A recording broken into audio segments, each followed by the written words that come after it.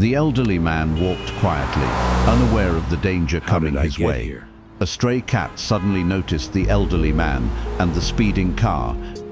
In an instant, the cat bravely jumped in front and saved the man. Oh my God! But in its act of heroism, the small cat got hurt.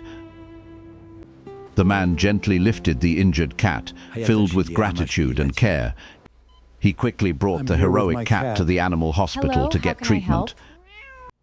With care and compassion, the cat slowly began to heal. Acts of courage and kindness, no matter how small, deserve love and care. Cherish and care for kindness, no matter how small,